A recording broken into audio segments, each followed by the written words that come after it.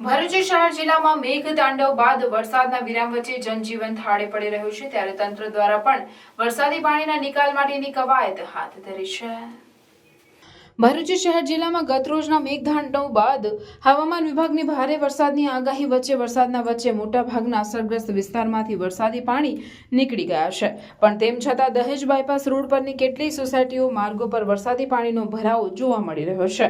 ઉમરાજ ગ્રામ પંચાયતની હદમાં આવેલ 15 થી વધુ સોસાયટીઓમાં પાણીના નિકાલ માટે સરપંચ રંજીત વસાવા, ઉપસરપંચ ઈશ્વરભાઈ ચૌધરી અને સભ્યોએ કવાયત હાથ ધરી છે, જે અંગે ઉપસરપંચ ઈશ્વરભાઈ ચૌધરીએ માહિતી આપતા જણાવ્યું હતું કે 20 થી વધુ માણસો સાથે 8 જેટલા પંપ વિવિધ સોસાયટીમાં મૂકી પાણી નિકાલ તેમજ સફાઈ માટેની કામગીરી હાથ ધરવામાં આવી છે।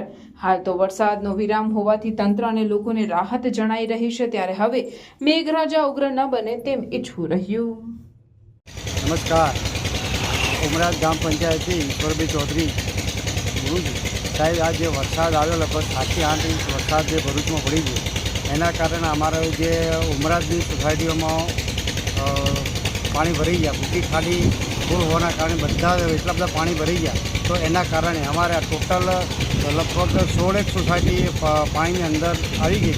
અમે હાલ ઉમરાજ પંચાયત તરફથી 9 મશીન મૂકેલા છે, એના 9 મશીનથી પાણી કાઢવાનું કામ ચાલુ છે, અને એ સફાઈ એ થઈ જાય અને પાછળ દવા છાંટવાનું બી કામ ચાલુ છે। આ પાણીના કારણે અમારે બહુ મુશ્કેલી પડી છે। મેન કારણ મોટી ખાડી કેટલા માણસો અમારા આની અંદર અમારે ઉમરા પંચાયત 25 માણસ લાગેલું છે અને 9 મશીન લાગેલા છે કામ કરવા માટે।